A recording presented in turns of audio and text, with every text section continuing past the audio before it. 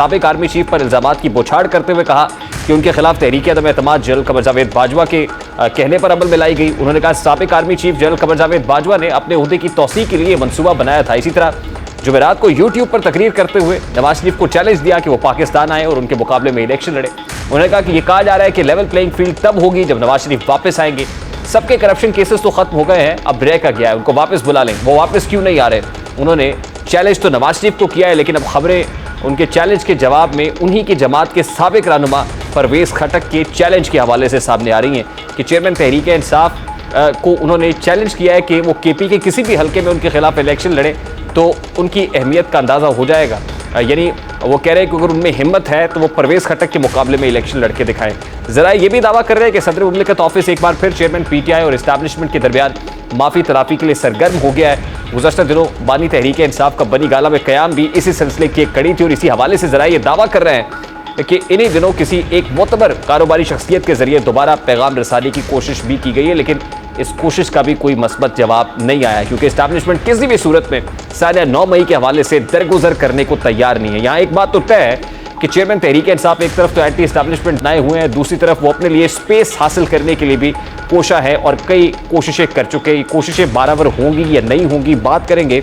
इस वक्त चेयरमैन तहरीक नौजवान पाकिस्तान अब्दुल्ला हमीद गुल साहब और पॉलिटिकल कमेंटेटर भी हैं हमारे साथ मौजूद है। अस्सलाम वालेकुम अब्दुल्ला गुल साहब, बहुत बहुत शुक्रिया आपके वक्त के लिए। पीटीआई और चेयरमैन पीटीआई में बात करने से पहले सबसे पहले बड़ा सादा सा सवाल है, आज वज़ीर आज़म शहबाज शरीफ साहब ने कौम से खिताब किया है और उनकी एक्टिविटीज़ भी बहुत ज़्यादा बढ़ गई हैं, बड़े मसरूफ़ दिखाई दे रहे हैं, वो लोगों को एतमाद में ले रहे हैं, अपनी जो प्रोग्रेस रिपोर्ट है वो पेश कर रहे हैं। इससे क्या तासुर मिलता है? क्या हुकूमत जा रही है? बिस्मिल्लाहिर्रहमानिर्रहीम। ये तो मसरूफियात बढ़नी ही थी उनकी, जाहिर है कोई भी हुकूमत जब जाने वाली होती है तो ये काम करती है, लेकिन इसका एक और एंगल है और वो ये है कि क्या हुकूमत जो है वो उसकी मुद्दत मुलाजमत में तोसी हो रही है।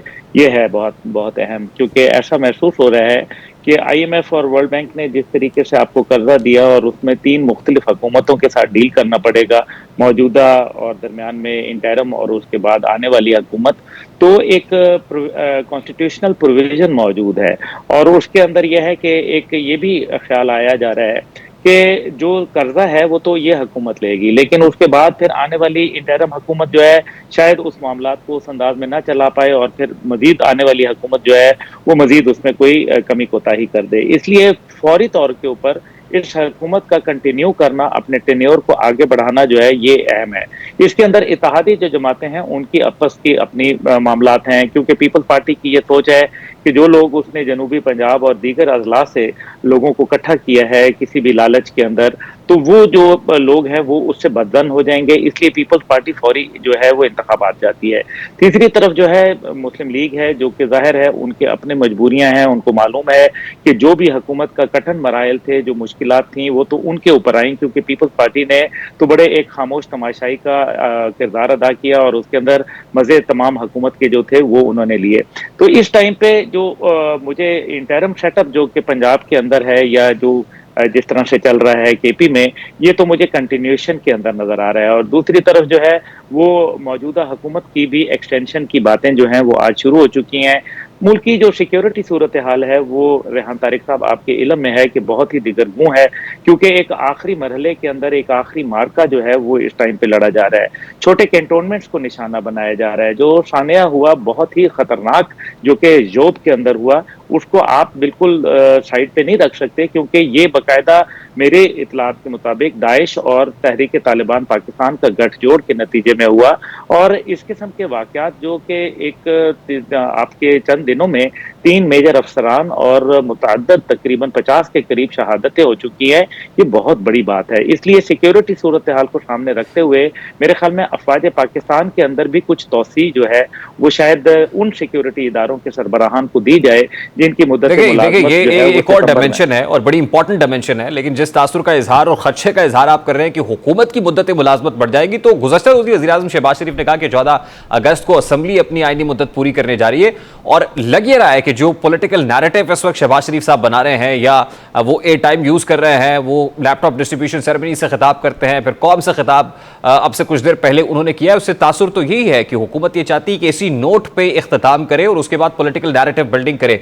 लेकिन लगता यह है कि जो इंटरिम सेटअप आएगा शायद उसकी मुद्दत मुलाजमत बढ़ सकती है। खौफ पॉलिटिकल स्टेक होल्डर्स के यहाँ यह है कि इंटरिम सेटअप की मुद्दत ना कहीं बढ़ जाए और इलेक्शंस इनके हाथ से भी दूर ना हो।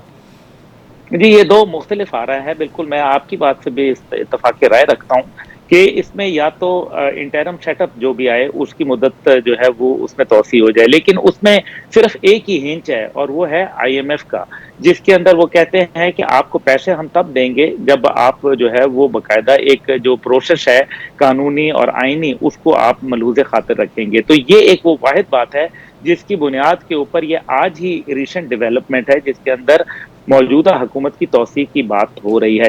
देखिए, लेकिन जो पॉलिटिकल गवर्नमेंट्स हैं उनका अपना पॉलिटिकल कैपिटल होता है और सियासी हुकूमतें शायद IMF की वो कड़ी शराइत पूरी ना कर सके जो इंटरिम गवर्नमेंट कर पाए। तो इसलिए तो परफेक्ट तो यही है कि इंटरिम गवर्नमेंट आए, क्योंकि उनका तो कोई डिलीवरेंस का बोझ उस तरह से नहीं होता है, वो वोट लेकर नहीं आए होते और IMF की कंडीशंस को या उस प्रोग्राम को बेहतर अंदाज में कंटिन्यू कर सकते हैं। लेकिन अब्दुल्ला गुल साहब, जो बात आपने की, आपके भी सोर्सेज हैं, बड़े कनेक्टेड हैं आप, ये बताइए कि जो चेयरमैन PTI हैं उनसे मुताल्लिक कुछ खबरें भी हैं कि वो मुश्तरका दोस्तों के जरिए से पैगामात भेज रहे हैं और बातचीत की कोशिश कर रहे हैं, डोर नॉकिंग कर रहे हैं। अभी गुज़श्ता रोज़ उन्होंने जो खिताब किया है अपने YouTube चैनल के ऊपर भी, उसमें भी पावर ब्रोकर्स कहा है और पावर ब्रोकर्स कह के पुकार के, और फिर वो अपनी 27 साल जद्दोजहद की तरफ इशारा कर रहे हैं। तो हालिया चंद दिनों में क्या डेवलपमेंट्स है? कुछ लोगों को भेजा गया है, क्या डोर नॉकिंग हो रही है, मुलाकातों के लिए कोशिश हो रही है? जी, डोर तो बहुत सारी नॉक हुई है, लेकिन डोर नॉक करने में तो कोई हर्ज नहीं होता, दरवाजा खुलने की बात होती है। दरवाजा कोई नहीं खुला, ये मैं आपको बड़ा वसूख से और बड़े मतलब आपको बता रहा हूँ कि दरवाजा कोई नहीं खोला गया, क्योंकि जो देते थे दवाई दिल वो दुकान अपनी बढ़ा गए। या तो उनको पार्टी से बर्खास्त कर दिया गया या पार्टी जो है वो खुद ही छोड़ के चले गए। इसलिए जो मौजूदा सूरत हाल है उसके अंदर डोर नॉकिंग करने में, वरना देखिए ना, जो डोर नॉकिंग होती है उसके लिए आप ओपनली नहीं, आप खामोशी से जो है मामला तय करते हैं। उसको आप जिसको कहते हैं ना बिहाइंड द डोर्स काम करना पड़ता है।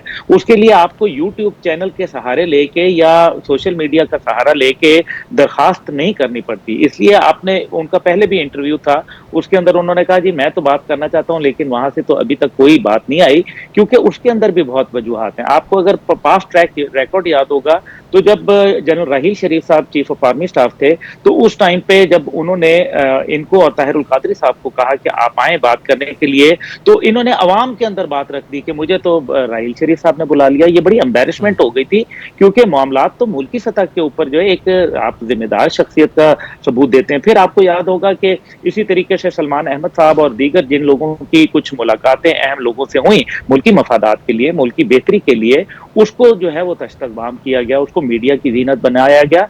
ये बातें अगर आप इस तरीके से मीडिया की जीनत बनाते हैं तो जाहिर है फिर एक अदम तहफ़्फ़ुज़ और एक अदम एतमाद की फिजा कायम होती है, जिसको मैं समझता हूँ कि इस टाइम पे PTI के दरमियान में और रावलपिंडी के दरमियान में एक कॉन्फिडेंस का बहुत बड़ा फुकदान है, जो फिलहाल मुझे उसकी सरहदें जो हैं वो दूर दूर तक आपस में मिलती नजर नहीं। लेकिन इत्तलात है कि चंद रोज पहले जब चेयरमैन PTI अपने मुकदमात में जमानत की गर्ज से इस्लामाबाद में मौजूद थे, बनी गाला रिहाइशगाह भी पहुंचे, तो किसी बड़ी शख्सियत की मुलाकात उनके साथ हुई जो ब्रिज का रोल प्ले कर सकती है और वहां कुछ मेल मुलाकातें हुई हैं। क्या वो बनी गाला में उस दिन का जो कयाम है वो भी, उसमें भी कोई पेशरफ्त है, कोई डेवलपमेंट है इस मुतालिक? नहीं, देखिए देखें इस टाइम पे बड़ी वो कौन शख्सियत होती है जिनके पास ताकत है ना, वो बात है। उनका जो मामला है वो क्या हुकूमत के साथ है या रावलपिंडी के साथ है? जो 9 मई के वाकयात हुए, क्या उन्होंने हुकूमती तनसीबात को जो निशाना बनाया? सियासी में हुकूमत तो ज़ाहिर है पूरे पाकिस्तान की है, लेकिन क्या जो असेंबलियाँ थीं या कोई सियासी असर रसूख वाले घर थे उनको बनाया, या उन्होंने आर्मी की तनसीबात को निशाना बनाया? इसलिए मेरा ख्याल है ज़ीरो टॉलरेंस इस टाइम पे मौजूद है। 88वीं जो कॉन्फ्रेंस थी, फॉर्मेशन कमांडर्स कॉन्फ्रेंस, उसके अंदर बड़ी वाज़ेह बात है, फौज एक पॉलिटिकल किरदार अदा कर रही है। वो अपने ना किसी को सियासत के अंदर मदाखलत करना चाहती है और ना वो ये चाहती है कि कोई उनके मामलात में मदाखलत करे। मेरे ख्याल है कि वो शहादतें दे रहे हैं, वो इस टाइम पे एक बहुत बड़ी जंग लड़ रहे हैं, उसको हमें देखना पड़ेगा। ये बहुत बड़ा जुल्म हो रहा है, इंटरनल एक्सटर्नल थ्रेट्स हैं। आपको बड़ी इंपॉर्टेंट बात करें sir, lastly and quickly, civil civilians के मिलिट्री कोर्ट में ट्रायल के खिलाफ दरखास्तों की समाअत अब सेट हो गई है कि 16 को होने जा रही है। ये भी बड़ी इंपॉर्टेंट डेवलपमेंट है जो आज हुई है। ऐसे में प्रेसिडेंट आरिफ अलवी की कुछ मुलाकातों की इतलात भी है कि वो पीटीआई की उस सेकंड टियर लीडरशिप से भी मिल रहे हैं जो बराह रास्त 9 मई इंसिडेंट्स के अंदर मुलव्वस थे। तो ये दोनों जो डेवलपमेंट्स हैं, आपको क्या लगता है कि फॉर्मेशन कमांडर्स कॉन्फ्रेंस का आपने हवाला दिया और फिर मिलिट्री कोर्ट में ट्रायल से मुतालिक बातें आ रही है, तो अदालत बचा पाएगी या कोई बचाव की सबील होती हुई नजर आ रही है चेयरमैन पीटीआई के लिए? देखिए 14 मई को अदालत ने इलेक्शन की डेट दी थी, लेकिन उसके बाद क्या हुआ वो आपके सामने है। मैं समझता हूं कि अदालत के अंदर अपना एक बहुत बड़ा एक जो उनकी सोच के अंदर एक जो डिवाइड है वो मौजूद है और उसका हमने बारहा देख चुके। इसलिए जो मुस्तकबिल के चीफ जस्टिस हैं जिनको नामजद कर दिया गया हुआ है ऑलरेडी, उनकी सोच में और मौजूदा चीफ जस्टिस की सोच में जमीन और आसमान का फर्क है।